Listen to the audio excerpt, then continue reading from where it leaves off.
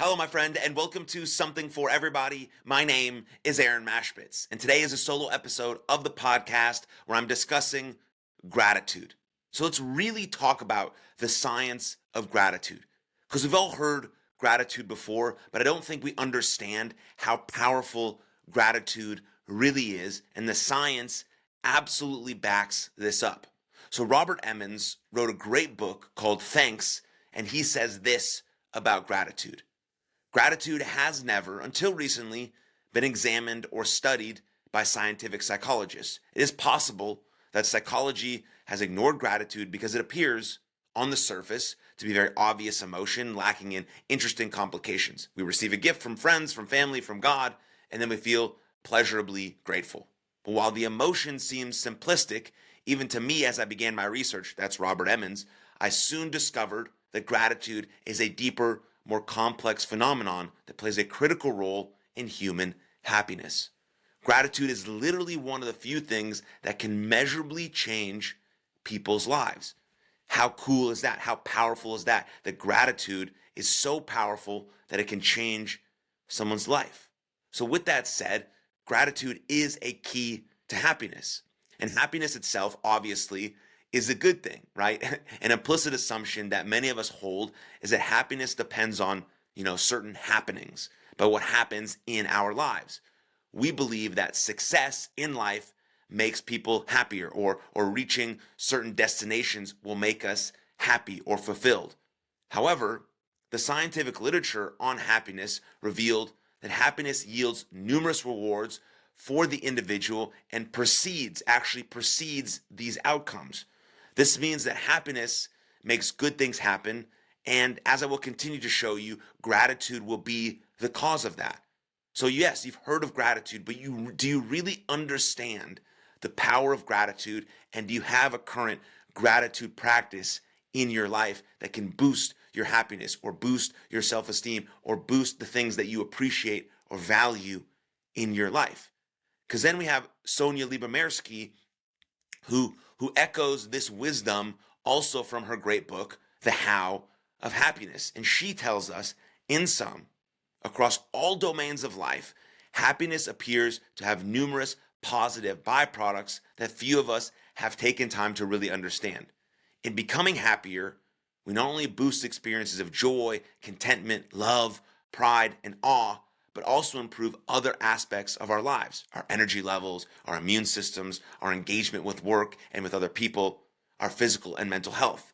In becoming happier, we bolster as well our feelings of self-confidence and self-esteem. We come to believe that we are worthy human beings, deserving of respect. A final and perhaps least appreciated plus is that if we become happier, we benefit not only ourselves, but also our partners, families, communities, and even society at large. That's amazing. So Robert Emmons, and Sonia Lyubomirsky echo each other's wisdoms about gratitude and happiness and ways to actually boost it. I mean, this is backed by science, so we should all be paying very close attention to these things. And so the first study on gratitude Robert Emmons conducted with his team was this. Researchers split participants into 3 groups.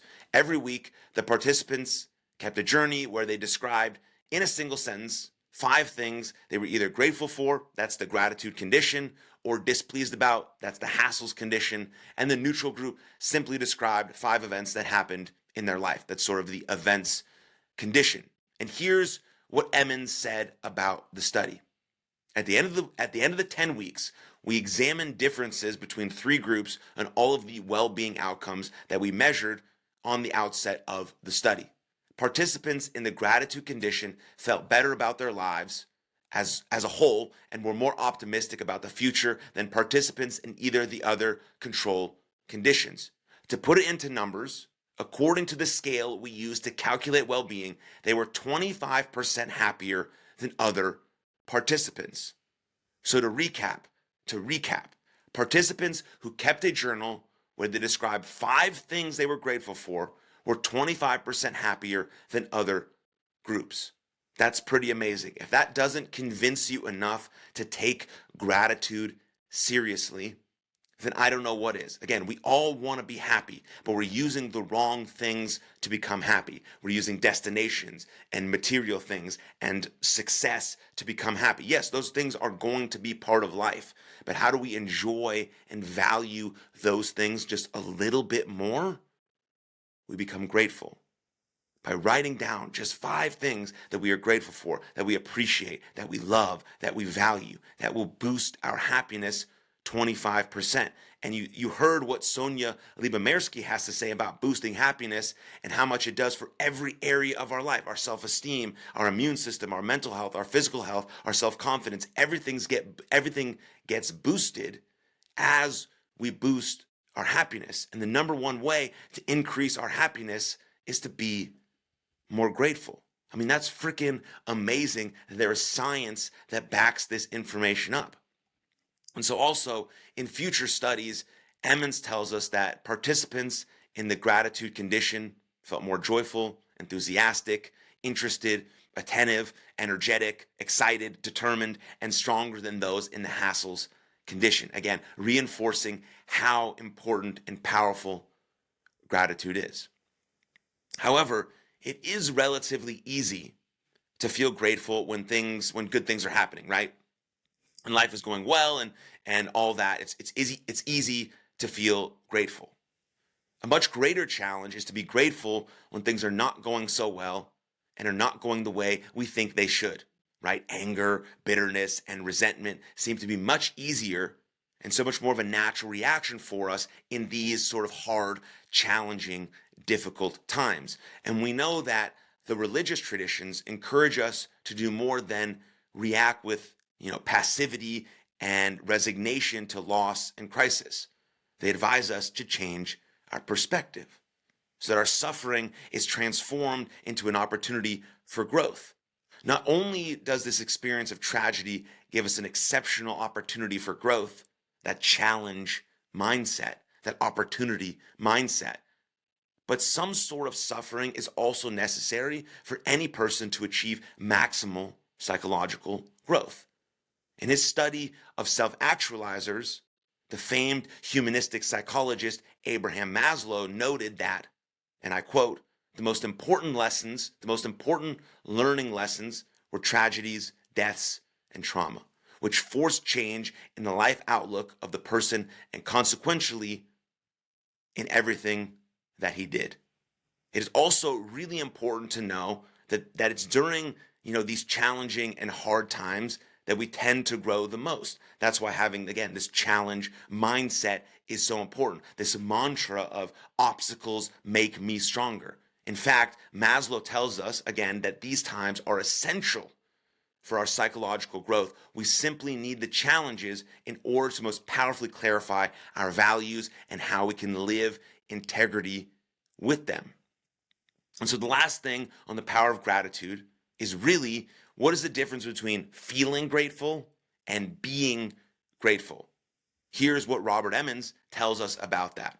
And thinking about the relationships between suffering, gratitude, and growth, we need to remember the difference between feeling grateful and being grateful. As a feeling, gratitude is a natural response to a particular situation when good things happen to an individual. No one feels grateful when they have lost a job, receiving a devastating diagnosis, or seeing their marriage crumble. How could they? It would be absurd and an insult to the person to suggest they should feel grateful in spite of what's happening to them.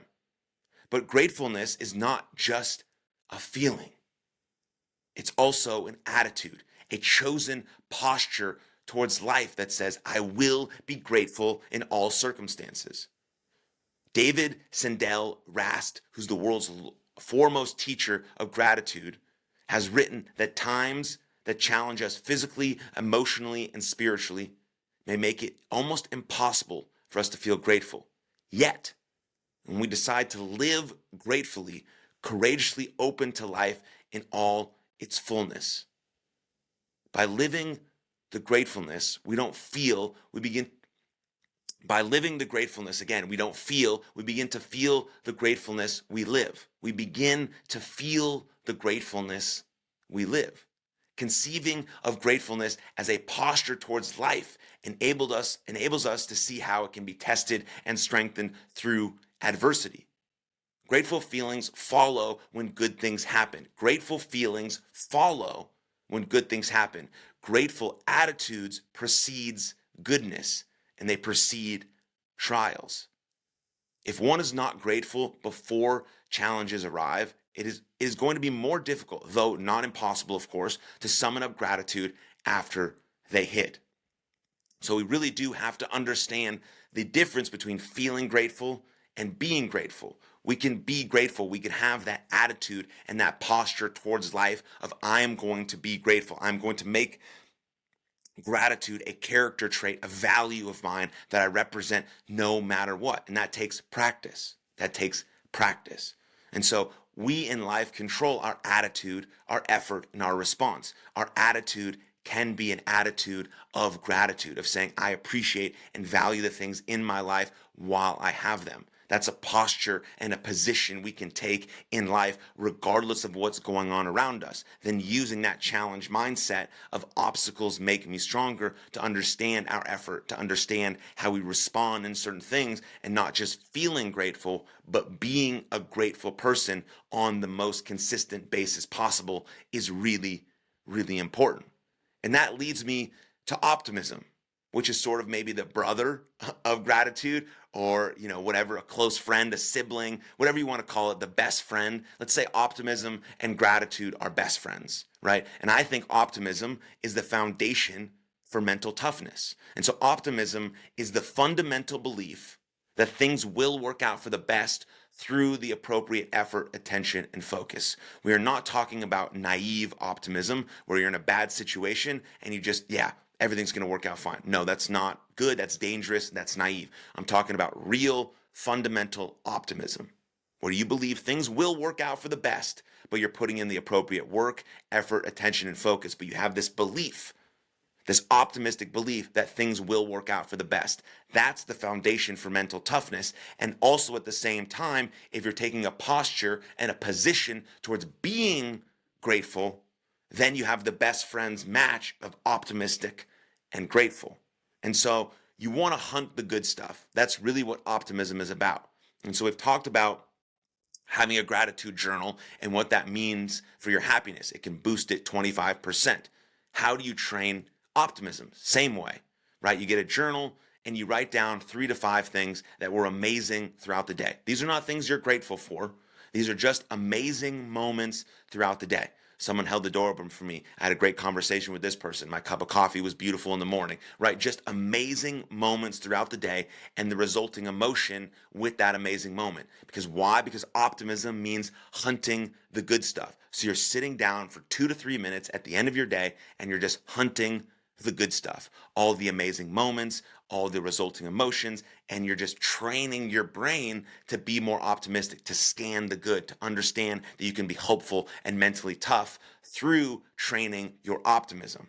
And then at the same time, you have gratitude, right? And you have a gratitude journal. So at night, I would encourage you, right, to stew this optimism and gratitude practice of writing down 3 to 5 things that were amazing throughout the day to become more optimistic, to hunt the good stuff, and then write down 5 things you are grateful for, to not feel grateful, but to be grateful on a consistent basis, right? So you have these exercises that could be part of your nighttime routine and your nighttime journaling process to give yourself the best chance to be mentally tough, to be optimistic, and to boost your happiness. And so the basic idea, right, of this gratitude practice is very simple, right? Every day, write down 5 things for which you feel grateful.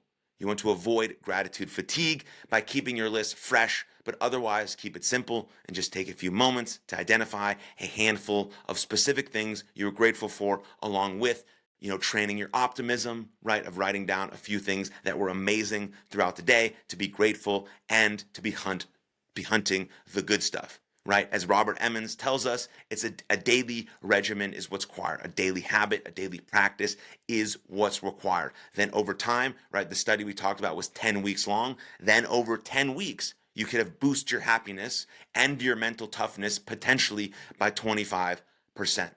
right? That's amazing and should be enough to encourage anyone to want to do these tactical actions, these practices, these skills, these habits to boost their mental toughness and to boost their happiness and to be more grateful for the things that they do have in their life currently. I start every day writing down 5+ things I'm grateful for in my life, and I love to fall asleep and wake up thinking of all the amazing gifts in my life. That's my optimism and my gratitude practice combined into one has made my life better. The power of optimism and gratitude have fundamentally changed my life, the way I think about life, and my life as a whole. And hopefully, because of this episode, I've convinced and maybe encouraged you to start your own practice of gratitude and of optimism, because we've seen the science backs up optimism as the foundation for mental toughness and hunting the good stuff. But as I showed you throughout this episode, that the science backs up the power of gratitude and the power it has to absolutely fundamentally change your life. So thank you very much for tuning in. I'd love to know what you thought of the episode. If you found it valuable at all, please share it with a friend who could use this information and be more grateful in their life. But thank you again for your time and attention, and I'll see you guys next time. Lots of love. Cheers. Thank you very much for tuning into that episode. And if you enjoyed it, click right here for another full-length episode of the podcast. And please don't forget to subscribe. But most importantly, above all else, please take good care of yourselves and others. And I'll see you next time. Lots of love. Cheers.